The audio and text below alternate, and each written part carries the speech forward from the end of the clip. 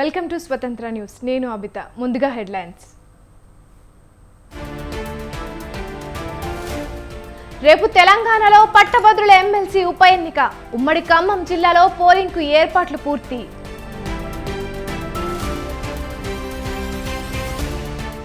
తీవ్ర తుఫానుగా మారిన రేమాల్. ఏపీలో భారీ వర్షాలు.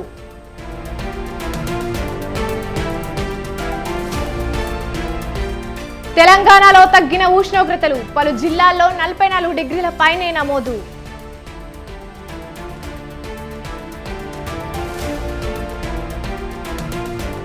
రోడ్డుపై బోల్తా కొట్టిన ఇటుక వాహనం. ORR పై ట్రావెల్స్ బస్సుకు తప్పిన ప్రమాదం.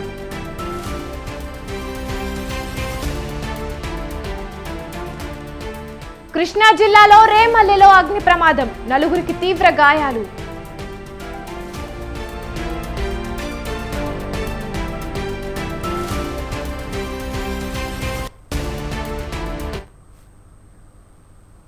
రంగారెడ్డి జిల్లా రాజేంద్రనగర్ ఔటర్ రింగ్ రోడ్డుపై ప్రైవేట్ ట్రావెల్స్ బస్సుకు పెను ప్రమాదం తప్పింది.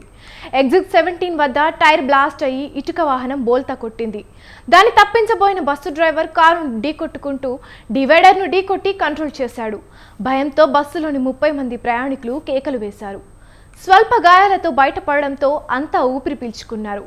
సంఘటనా స్థలానికి చేరుకున్న పోలీసులు గాయపడ్డ వారిని ఆసుపత్రికి తరలించి కేసు నమోదు చేసి దర్యాప్తు ముమ్మరం చేశారు.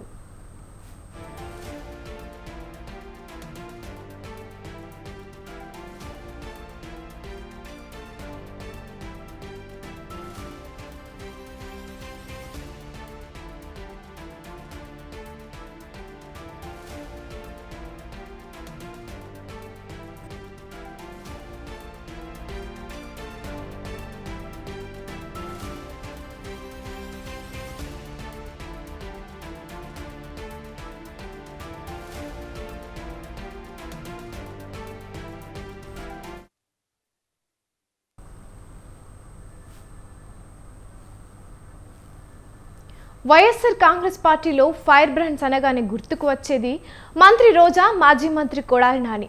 పార్టీ పరంగా మంచి వక్తగా రోజాకు పేరుండగా కొడాలి నానికి డైరింగ్ ఫెలోగా పేరుంది. స్వపక్షంలో ఈ నేతలకు ఈ విధంగా కితాబు ఉండగా విపక్ష నేతలు మాత్రం వీరిపై విమర్శలు గుప్పిస్తారు. స్వపక్షం విపక్షం మాట అలా ఉంచి ప్రజాపక్షంలో ఈ నేతల పేరు ఎలా ఉంది, ఈవీఎంలలో నిక్షిప్తమై ఉన్న వీరి భవిత ఎలా ఉండబోతోంది, ఈ ఇద్దరు నేతల గురించి విస్తృతంగా ఎందుకు చర్చలు జరుగుతున్నాయి? Watch the story.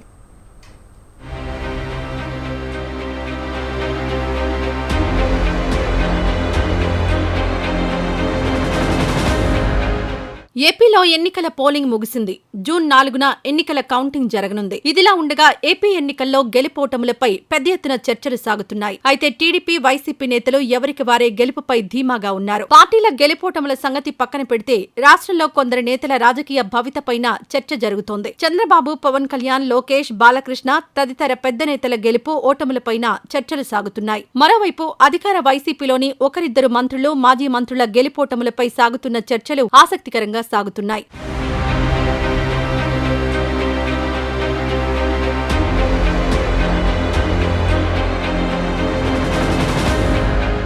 YSR Congress పార్టీలో ఫైర్ బ్రాండ్స్ అనగానే గుర్తుకొచ్చే పేరు మంత్రి రోజా. సహజంగా మంత్రి రోజా ప్రతిపక్షాలపై దూకుడుగా రాజకీయ విమర్శలు చేస్తుంటారు. చంద్రబాబు, లోకేష్, పవన్ కళ్యాణ్ ఇలా అవతల ఉన్న ఏ గొప్ప నేతపైనైనా రోజా ఘాటు విమర్శలు చేస్తుంటారు. దీంతో ప్రతిపక్షాలకు రోజా టార్గెట్ గా మారారు. అయితే వాగ్బాణాలు, మాటల తూటాలు, విమర్శలు, ప్రతి విమర్శలు విపక్షాలతో జరగడం సాధారణ విషయమే. అయితే రోజాకు సొంత పార్టీలోనూ, సొంత నియోజకవర్గంలోనూ శత్రువర్గం ఏర్పడింది. కారణం ఏమైనా రోజా ఎన్నికల సమరంలో ఇంటా బయట పోరాటం సాగించాల్సి వచ్చింది. సొంత పార్టీ వారే తమకు వ్యతిరేకంగా పనిచేశారని సాక్షాత్ రోజాయే వెల్లడించారు. ఈ నేపథ్యంలో రోజా ఈ ఎన్నికల్లో గెలుస్తారా లేదా అనే చర్చలు సాగుతున్నాయి. 2014, 2019 ఎన్నికల్లో నగర నియోజకవర్గం నుంచి వరుసగా 2 సార్లు రోజా విజయం సాధించారు. అయితే ప్రజల మనసుల్లో రోజాపై ఏ అభిప్రాయం ఉంది? మూడోసారి విజయం సాధించి హ్యాట్రిక్ కొడతారా? పరాజయం పాలై పక్కకు తప్పుకుంటారా? ఎక్కడ చూసినా ఈ రీతిగా చర్చలు కొనసాగుతున్నాయి.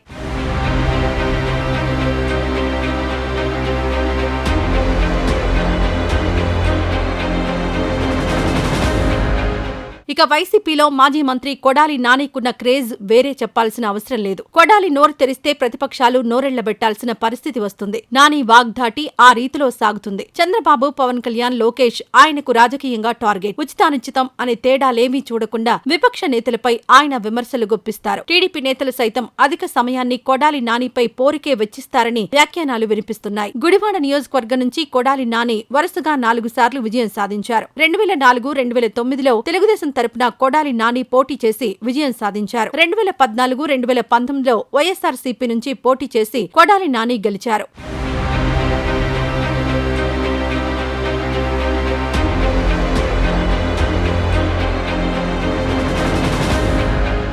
గతంలో 3 సార్లు కొడాలి నాని విజయం సాధించినా ఆయన గెలిచిన పార్టీ ప్రతిపక్షానికి పరిమితమైంది. అయితే 2019లో మాత్రం వైసీపీ విజయం సాధించి అధికారంలోకి వచ్చింది. కొడాలి నాని ఆ పార్టీ తరపున పోటీ చేసి విజయం సాధించారు. మంత్రి పదవిని దక్కించుకున్నారు. కొడాలి నాని మంత్రి అయ్యాక పలు వివాదాలు ఆయన్ని చుట్టుముట్టాయి. ముఖ్యంగా గుడివాడ నియోజకవర్గంలో పేకాట శిబిరాల నిర్వహణ, సంక్రాంతి సందర్భంగా క్యాసినో నిర్వహణ వంటి అంశాలు ఆయనకు తీవ్ర వ్యతిరేకత తెచ్చిపెట్టాయి. ఈసారి టీడీపీ తరపున ఎన్ఆర్ఐ వెనిగండ్ల రాము ఎన్నికల బరిలో నిలిచారు. తాను విజయం సాధిస్తే యువతకు ఉద్యోగాల కల్పనపై ప్రత్యేక దృష్టి పెడతానని రాము ఎన్నికల ప్రచారం చేశారు. గతంలో ఎన్నడూ లేని విధంగా గుడివాడలో రసవత్తర పోటీ జరిగింది. గుడివాడ నుంచి 5వ సారి ఎన్నికల బరిలో దిగుతున్న కొడాలి నాని గెలుస్తారా లేదా, ఈ నియోజకవర్గంలో విజేతలు ఎవరు, పరాజితులెవరు అని ప్రజలు చర్చించుకుంటున్నారు. అయితే జూన్ 4వ తేదీన జరిగే ఎన్నికల కౌంటింగ్ లో వీరి భవితవ్యం తేలనుంది.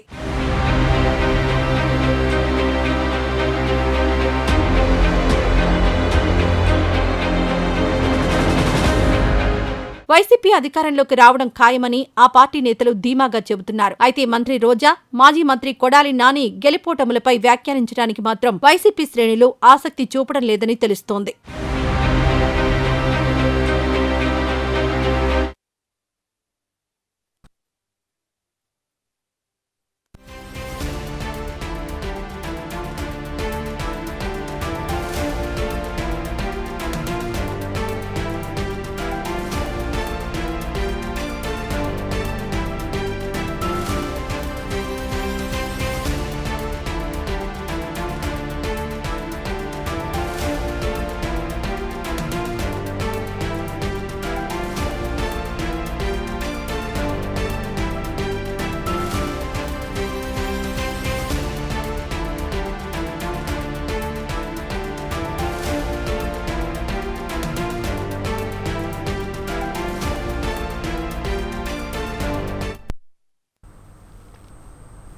ఆంధ్రప్రదేశ్లో పోలింగ్ రోజు ఆ తర్వాత జరిగిన పరిణామాల నేపథ్యంలో కౌంటింగ్కు కట్టుదిట్టమైన భద్రతా ఏర్పాట్లు చేస్తోంది ఎన్నికల సంఘం. ఈ మేరకు అవసరమైన ఏర్పాట్లపై అధికారులను స్పష్టమైన దిశానిర్దేశం చేశారు ఏపీ రాష్ట్ర ఎన్నికల ప్రధాన అధికారి ముఖేష్ కుమార్ మీనా. చెదురుముదురు ఘటనలు మినహా పోలింగ్ అంతా ప్రశాంతంగా సాగిందని, అదే మాదిరిగా కౌంటింగ్ ప్రక్రియ సాఫీగా సాగేలా చూడాలని ఆదేశించారు ఆయన.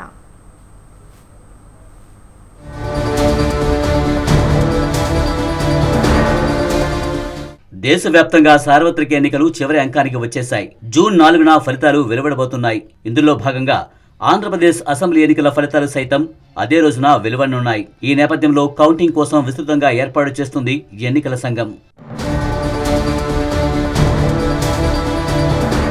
ఆంధ్రప్రదేశ్లో పోలింగ్ రోజు ఆ తర్వాత పలుచోట్ల హింసాత్మక సంఘటనలు జరిగాయి. పల్నాడు జిల్లాతో పాటు అనంతపూర్, తిరుపతి జిల్లాల పరిధిలోని కొన్ని పోలింగ్ కేంద్రాల్లో ఉద్రిక్త పరిస్థితులు తలెత్తడం, పోలింగ్ తర్వాత కూడా ఆయా ప్రాంతాల్లో ఘర్షణ వాతావరణం నెలకొనడంతో పోలీసులు పటిష్ట బందోబస్తు ఏర్పాటు చేసి పరిస్థితులను ఎప్పటికప్పుడు పర్యవేక్షిస్తున్నారు. ఈ నేపథ్యంలో జూన్ 4న జరగనున్న కౌంటింగ్ కోసం గట్టి భద్రతా చర్యలు చేపడుతుంది ఎన్నికల సంఘం.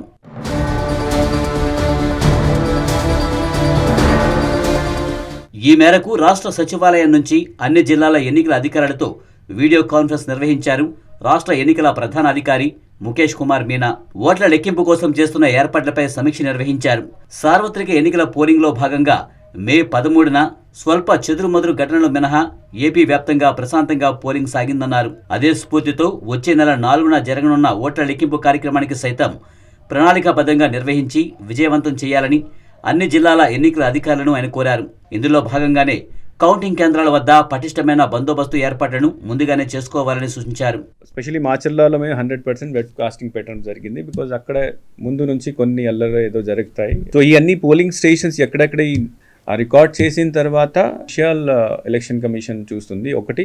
సో ఫస్ట్ ఇష్యూకి వస్తే రోజు బెల్ ఇంజనీర్ వచ్చి ఇవన్నీ పోలింగ్ స్టేషన్ లో చూసేసి అక్కడ డేటా భద్రంగా ఉంది, సెక్యూర్ ఉంది కాబట్టి అక్కడ పోలింగ్ కంటిన్యూ చేయడం జరిగింది కొత్త మెషిన్స్ పెట్టిన తర్వాత. సెకండ్ ఇష్యూ అక్కడ ఎవరు వచ్చి గొడవ చేశారు వాళ్ళ మీద యాక్షన్ కోసం నెక్స్ట్ డే ఇట్ సెల్ఫ్ ఎంత మన దగ్గర ఉన్న వెబ్ కాస్టింగ్ ని ఇన్వెస్టిగేషన్ కోసం పోలీస్ కి హ్యాండ్ ఓవర్ చేయడం జరిగింది. దీని తర్వాత ఇన్వెస్టిగేషన్ స్టార్ట్ చేయడం జరిగింది. నా ఈ మధ్యలో సిట్ వచ్చింది. ఆ సిట్ వచ్చిన తర్వాత సిట్ కి కూడా అన్ని నివేదికలు వాళ్ళు ఇచ్చారు. సబ్ ఇన్స్పెక్టర్ రెంట్ చింతాల ఆయన కోర్టులో memo the mister P Ramakrishna Reddy he has been mentioned as accused number 1. తర్వాత 10 సెక్షన్స్ కింద అంటే దాంట్లో సెక్షన్స్ కూడా మార్చేసి ఇనిషియల్ గా ఫస్ట్ రోజు ఫైల్ చేసినప్పుడు అన్నోన్ పర్సన్స్ మీద ఫైల్ చేయడం జరిగింది. దీని తర్వాత ఈ వీడియో అన్ని చూసిన తర్వాత 20th కోర్టులో ప్రొడ్యూస్ చేసిన మెమోలో 10 సెక్షన్స్ కింద 10 సెక్షన్స్ ఇంక్లూడ్ చేసేసి మెమో ఫైల్ చేయడం జరిగింది. తర్వాత రామకృష్ణారెడ్డిని కూడా అక్యూజ్ నెంబర్ 1 గా దాంట్లో ఇంక్లూడ్ చేయడం జరిగింది. ఓట్ల లెక్కింపు సందర్భంగా ఎలాంటి వివాదాలకు తావు లేకుండా చూసుకోవాలని సూచించారు రాష్ట్ర ఎన్నికల ప్రధాన అధికారి. ఓట్ల లెక్కింపు ఏ రోజున ఎన్ని గంటలకు జరుగుతుంది, ఎన్ని టేబుళ్లపై కౌంటింగ్ నిర్వహిస్తారో అన్న వివరాలను రాతపూర్వకంగా అభ్యర్థులకు, ఎన్నికల ఏజెంట్లకు ముందుగానే తెలియజేయాలని సూచించారు. మీడియాకు ప్రత్యేకంగా కేంద్రాలను ఏర్పాటు చేయాలని తెలిపారు. అదే మాదిరిగా స్ట్రాంగ్ రూముల నుంచి ఓట్ల లెక్కింపు కేంద్రాలకు పోలింగ్ యంత్రాలను తరలించే మార్గాలు, అభ్యర్థులు, ఏజెంట్లు వెళ్లడానికి వేర్వేరు దారులు ఏర్పాటు చేయాలని సూచించారు. కౌంటింగ్ సందర్భంగా ఎలాంటి సమస్యలు రాకుండా ఉండడానికి బారిగేట్లతో పాటు సూచికల బోర్డులు ఏర్పాటు చేసుకోవాలన్నారు. ఇప్పుడు మీరు చూస్తున్నారు నవ్ అవర్ అరేంజ్మెంట్ మళ్ళీ స్ట్రెంథన్ చేస్తున్నాము. ఎలక్షన్ కమిషన్ ఆర్డర్ ఇచ్చిన తర్వాత మరి 20 కంపెనీలు government of India home ministry నుంచి 20 కంపెనీలు అలాట్ చేశారు. ఎక్కడెక్కడ అలర్ట్ జరగచ్చు మనం ఆల్రెడీ ఐడెంటిఫై చేయడం జరిగింది. నిన్న డీజీపీ గారు కూడా స్టేట్మెంట్ ఇచ్చారు. 360 ప్లేసెస్లో అదే ఐడెంటిఫై చేశారు. పికెట్స్ మొత్తం రాష్ట్రంలో పెట్టేశారు. తర్వాత డ్రిల్స్ కూడా నడిపిస్తున్నారు, ఫ్లాగ్ మార్చ్ చేస్తున్నారు. సో పూర్తిగా మనం ప్రిపేర్ అవుతున్నాం దీని గురించి. సో ఎలక్షన్ కమిషన్ డైరెక్షన్ అదే, ఎక్కడైనా లూజ్ సెక్షన్ పెడితే ఆర్ చిన్న సెక్షన్ పెడితే సరైన సెక్షన్ పెట్టాలి. తర్వాత ఎగ్జాంపుల్గా భవిష్యత్తులో ఒక ఎగ్జాంపుల్గా తీసుకోవాలి. అంటే ఎట్లాంటి పని చేస్తే ఎవరి మీద ఎంత స్ట్రిక్ట్ యాక్షన్ అవుతుందో that police has been instructed to be told and in that direction only there were. Counting కేంద్రాల వద్ద పార్లమెంట్, అసెంబ్లీ నియోజకవర్గాలకు వేరువేరుగా టేబుళ్లను ఏర్పాటు చేయాలని సూచించారు ఏపీ ఎన్నికల ప్రధాన అధికారి మీనా. అలాగే పోస్టల్ బ్యాలెట్ల లెక్కింపునకు ప్రత్యేక టేబుళ్లు ఏర్పాటు చేయాలన్నారాయన. మొదటిగా పోస్టల్ బ్యాలెట్ల ఓట్లు లెక్కించిన తర్వాత ఈవీఎంల వారీగా పోలైన ఓట్లను లెక్కించాలని సూచించారు. ఇందుకోసం అవసరమైన సుశిక్షితులైన సిబ్బందిని నియమించుకోవాలని ఆదేశించారు. అలాంటి వారికి శిక్షణ సైతం ఇవ్వాలని సూచించారు. హై స్పీడ్ ఇంటర్నెట్ సౌకర్యంతో అవసరమైన కంప్యూటర్లు, ప్రింటర్లను కౌంటింగ్ కేంద్రాల వద్ద సిద్ధంగా ఉంచాలని ఆదేశించారు. ఓట్ల లెక్కింపు సందర్భంగా గుర్తింపు కార్డు లేని వారిని, అనాధికారిక వ్యక్తులను ఎట్టి పరిస్థితుల్లోనూ కౌంటింగ్ జరిగే పరిసరాలకు అనుమతించవద్దని సూచించారు రాష్ట్ర ఎన్నికల ప్రధాన అధికారి ముఖేష్ కుమార్ మీనా.